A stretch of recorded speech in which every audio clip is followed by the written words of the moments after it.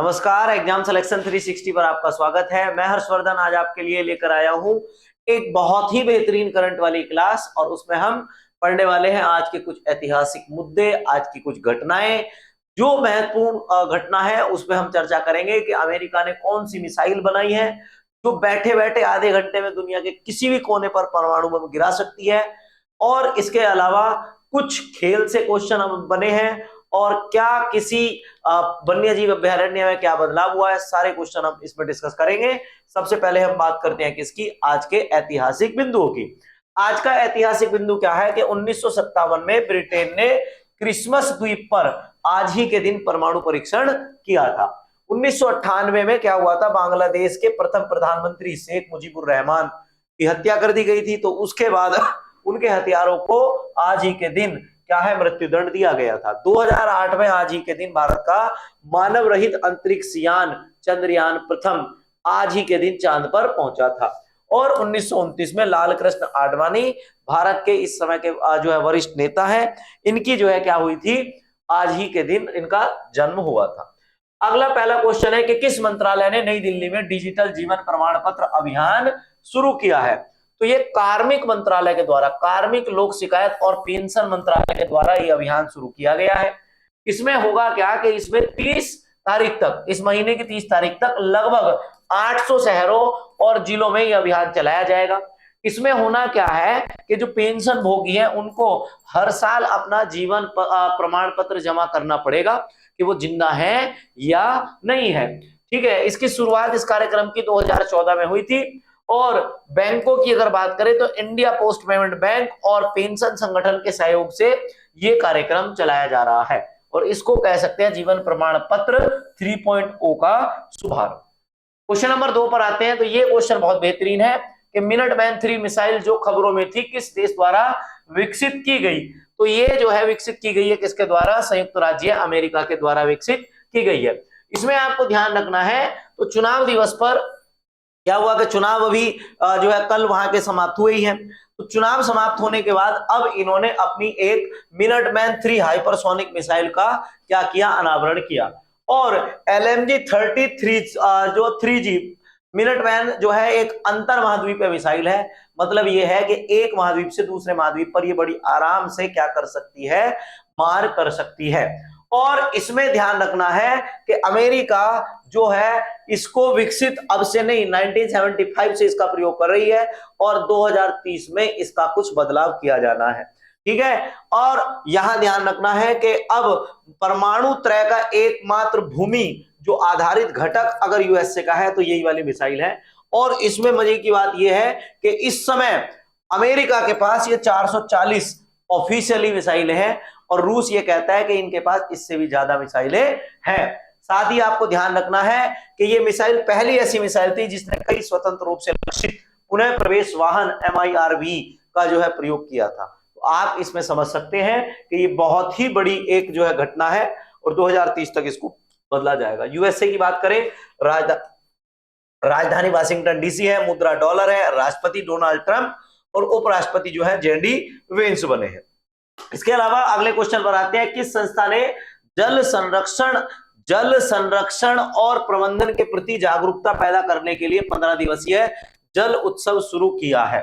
ठीक है, समझ में आ गया क्वेश्चन कि जल उत्सव 15 दिन के लिए कौन से मंत्रालय के द्वारा शुरू किया गया। तो आंसर है इसका नीति आयोग। पहले इस नीति आयोग को कहा जाता था क्या, योजना आयोग, और इसने क्या किया है, 15 दिन के लिए यह कार्यक्रम शुरू किया है।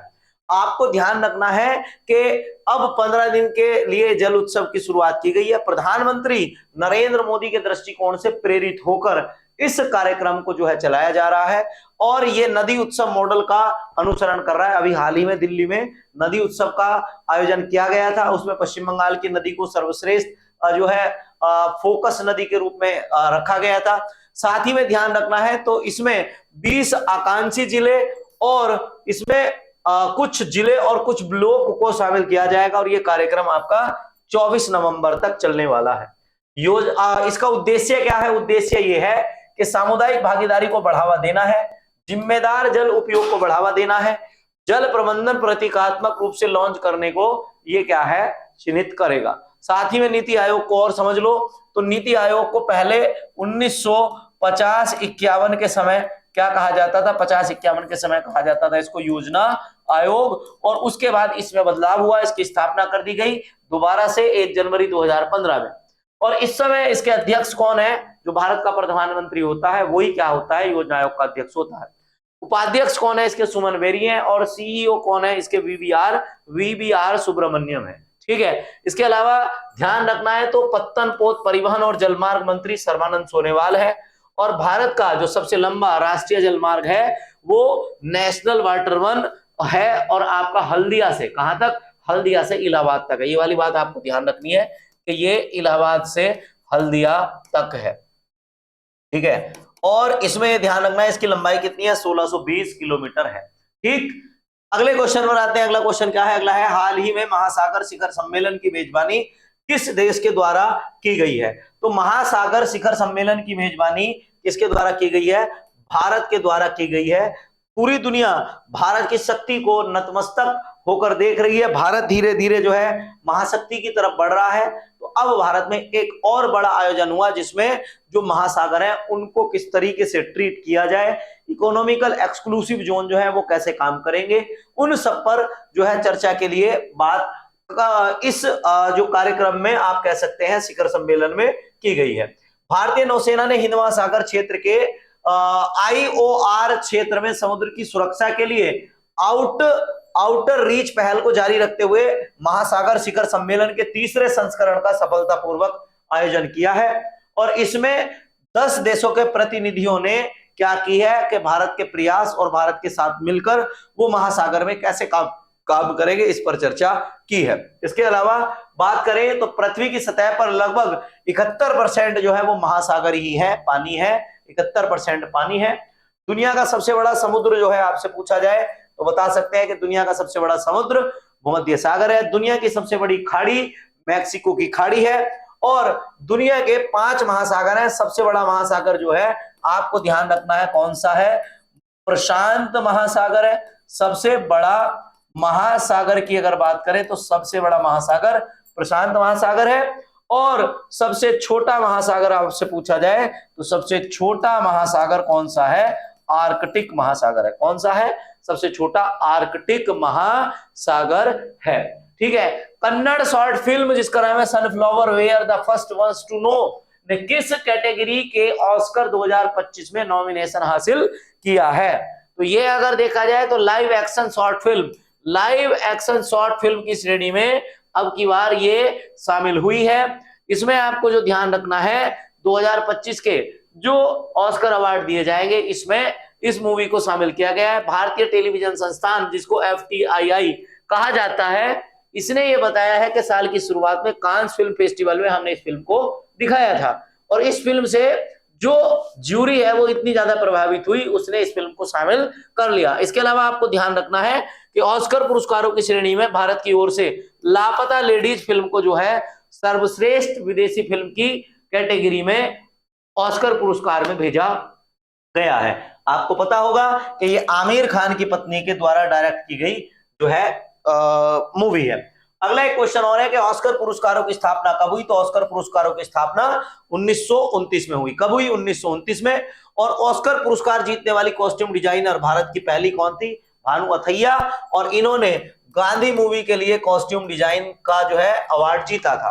गुलजार की अगर बात करें तो गुलजार एक राइटर है, और इस्लाम डॉग मिलेनियर एक मूवी आई थी और उसमें इन्होंने जय हो गाना लिखा था, उनके लिए इन्हें ऑस्कर मिला था।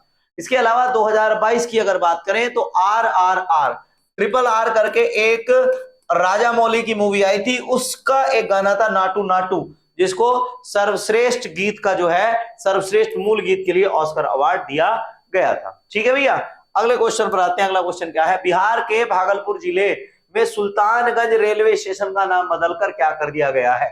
ठीक है, तो देखो छत्रपति शिवाजी टर्मिनल जो है ये बहुत दिन पहले 2017 में दक्षिण मुंबई रेलवे स्टेशन का नाम बदला गया था। इसके अलावा नाना जगन्नाथ शंकरशेठ स्टेशन ये जो है एक स्टेशन है पुराना, इसका नाम जो है मुंबई रेल जो टर्मिनल है उसका नाम बदलकर जो है क्या किया है, नाना जगन्नाथ शंकरशेठ स्टेशन किया है। इसका आंसर है आपका अजगैबीनाथ धाम। अजगैबीनाथ धाम नाम से जो है इस भागलपुर स्टेशन का नाम बदल दिया गया है। ये एक धार्मिक स्थल है और सुल्तानगंज रेलवे स्टेशन को अब जो है इस तीर्थ स्थल के नाम से जाना जाएगा। भगवान शिव को ये अजगैबीनाथ मंदिर समर्पित है और ये बिहार के सुल्तानगंज जिले में स्थित है। ये बात आपको ध्यान रखनी है। अगला आपको मैं बता दूं तो ये चर्चा का कारण मैंने आपको बता ही दिया है। इसके अलावा घोषणा अगर बात करें, घोषणा किसके द्वारा की गई है, तो बिहार के उप मुख्यमंत्री हैं जिनका नाम है सम्राट चौधरी, उन्होंने इस बात की घोषणा की है। साथ ही में आपको ये भी बात ध्यान रखनी है कि उद्देश्य है, तो इसका उद्देश्य है कि तीर्थ स्थल का महत्व बढ़ाया जाए, पर्यटन को बिहार में बढ़ावा दिया जाए, सांस्कृतिक जड़ों से जुड़े हुए अजगैबीनाथ मंदिर को गंगा नदी के किनारे पर एक ऐतिहासिकता और एक पॉपुलैरिटी मिले, उसके लिए इसको जो है घोषित, इसका नाम बदलकर घोषित किया गया है। और नक्काशी और शिलालेखों के लिए यह मंदिर काफी प्रसिद्ध है। आप जितने भी बच्चे बीपीएससी का एग्जाम देंगे, बीपीएससी के एग्जाम के लिए यह बहुत ही महत्वपूर्ण क्वेश्चन होने वाला है। अगले क्वेश्चन पर आते हैं, तो इसमें अगले क्वेश्चन की अगर बात करें तो क्या होगा, इसमें आप ये भी समझ लेना कि बिहार के राज्यपाल कौन है, राजेंद्र अर्लेकर है। बिहार के मुख्यमंत्री आपको पता ही है कौन है। आप बताओ जरा कमेंट करके कि बिहार के मुख्यमंत्री सबसे ज्यादा पार्टी बदलने वाले, लगातार लगभग आप ये कह सकते हैं 9 बार बिहार के मुख्यमंत्री रहे हैं, चाचा के नाम से फेमस है। आप कमेंट करके बताइए कौन है। इसके अलावा बिहार की लोकसभा सीट है 40, बिहार की विधानसभा सीट है 243। राजकीय पशु यहाँ का क्या है, बैल। राजकीय पेड़ है पीपल और राजकीय पुष्प यहाँ का गेंदा है। और राजकीय चिन्ह कई बार पूछा जाता है, तो राजकीय चिन्ह है यहाँ का बोधि वृक्ष। ठीक है, यहां कंफ्यूजन कई बार हो जाता है कि पेड़ में और चिन्ह में, तो यहां इनका जो चिन्ह है वो क्या है, बोधि वृक्ष यहाँ का क्या है, राजकीय चिन्ह है।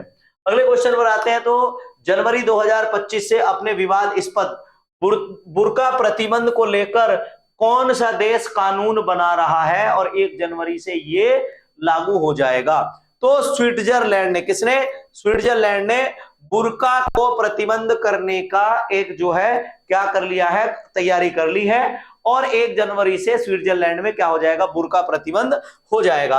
अब ये चर्चा में क्यों है, क्योंकि ये बुर्का प्रतिबंध करने वाला दुनिया का पहला देश बन जाएगा। दूसरा, इसकी प्रभावी तिथि क्या है, 1 जनवरी 2025। और इसका कारण क्या है कि 2009 में मीनार, जो वहां की कुछ मीनारें थी, तो उनको देखने के लिए जब लोग जाया करते थे तो मुंह ढक के जाते थे। वहां के लोगों ने इस पर जो है क्या किया, विरोध किया, और विरोध करने की वजह से जो है यहाँ क्या हो गया, अब ये एक विवाद पैदा हुआ। और अब ये विवाद इतना बढ़ चुका है कि सार्वजनिक स्थानों पर भी लोग जो है इसकी चर्चा कर रहे हैं। साथ ही ध्यान रखना है कि अब क्या करेंगे, स्विट्जरलैंड में सार्वजनिक स्थानों पर नकाब और चेहरे ढकने वाले कपड़ों को पूरी तरीके से प्रतिबंधित किया जाएगा। और अगर कोई व्यक्ति ऐसा मतलब ये कानून का पालन नहीं करेगा तो उस पर 1000 स्विस फ्रैंक जो है और उसका जुर्माना लगाया जाएगा। और अगर बात करें तो प्रतिबंध के अपवाद क्या है, तो वो ये कह रहा है सुरक्षा के कारण, मौसम की स्थिति और सांस्कृतिक रीति रिवाज और पूजा स्थल और पवित्र स्थल की वजह से जो है ये जो है चर्चा में आया हुआ है। इसके अलावा अभिव्यक्ति की स्वतंत्रता की बात करें तो पूर्व अनुमोदन के साथ व्यक्तिगत सुरक्षा के लिए चेहरे को ढकने की क्या है, अनुमति है। मतलब किसी का मन है अपना चेहरा ढक सकता है, किसी का मन है अपना चेहरा उघाड़ सकता है। पर ये एक विवाद का विषय बना हुआ है और इस विवाद को पैदा किया था सबसे पहले फ्रांस ने। ठीक है, नवीनतम पुस्तक है ये, आपकी पुस्तक सबसे ज्यादा इंपोर्टेंट है क्योंकि ये राइटर ऐसा है, इसने जब भी कोई किताब लिखी है स्पीक लेवल इंग्लिश, तो इसके द्वारा क्या हुआ है, इसकी किताब हर बार सोल्ड आउट में जाती है। ठीक है, तो ये किताब है the origins of Indian environmentalism speaking with the nature, किस प्रसिद्ध लेखक की पुस्तक है, तो ये रामचंद्र गुहा। रामचंद्र गुहा जो जाने जाते हैं महात्मा गांधी के ऊपर इन्होंने जितनी किताबें लिखी हैं उसके लिए जाने जाते हैं। पर अब की बार इन्होंने जो ये कहानियां, ये जो घटनाएं जो लिखी हैं उनके बारे में जो है ये काफी चर्चा का विषय बना हुआ है। तो आंसर है इसका रामचंद्र गुहा। इन्होंने जो ये किताब लिखी है, प्रमुख विचारक इनके कुछ हैं, तो रविन्द्रनाथ टैगोर, जेसी कुमारप्पा और पैट्रिक गोडेस और अल्बर्ट और गैब्रियल हार्वर्ड में जैविक वैज्ञानिक हैं ये, के.एम. मुंशी, एम. कृष्णन, मीरा और वेरियर एल्विन, ये प्रमुख ऐसे व्यक्ति हैं, इनको केंद्र में रखकर 10 व्यक्ति के आसपास ये हैं इनको केंद्र में रखकर ये किताब लिखी गई है। रामचंद्र गुहा की कुछ प्रसिद्ध पुस्तकें और हैं, तो एक है इनकी unquiet woods, India after Gandhi और गांधी बिफोर इंडिया, ये इनकी सबसे ज्यादा प्रसिद्ध पुस्तकें हैं। तो ध्यान रखना, इन्होंने 10 आदमियों को फोकस रखा है और 10 आदमियों को फोकस रखने के बाद क्या किया है, इस किताब को लिखा है। चौथे एलजी कप हॉर्स पोलो 2024 टूर्नामेंट का उद्घाटन कहां हुआ है, तो इसका उद्घाटन किया गया है लद्दाख में। लद्दाख के उपराज्यपाल हैं, उनके द्वारा इसका उद्घाटन किया गया। उपराज्यपाल का नाम यहाँ के बीडी मिश्रा है। बीडी मिश्रा ने यह कहा है कि यहाँ पर जो पोलो खेलने वाले जो खिलाड़ी हैं वो विकसित होंगे और साथ ही साथ में इस खेल को देखने के लिए पूरी दुनिया से लोग यहाँ पर आएंगे। ठीक है, आपको ध्यान रखना है कि गोसान में ये स्टेडियम है इस पोलो खेल का, जहां पर ये खेल शुरू किया गया है और 6.84 करोड़ रुपए की लागत से ये स्टेडियम बनाया गया है। और ये बात आपको ध्यान रखनी है कि पोलो खेल में हर टीम में कितने खिलाड़ी होते हैं, 4 खिलाड़ी होते हैं। पोलो आपको दिखाई दे रहा होगा कि घोड़ों पर बैठकर हॉकी की तरह ये वाला खेल खेला जाता है। ठीक, इसके अलावा लद्दाख की अगर बात करें तो लद्दाख पहले जम्मू कश्मीर का हिस्सा हुआ करता था।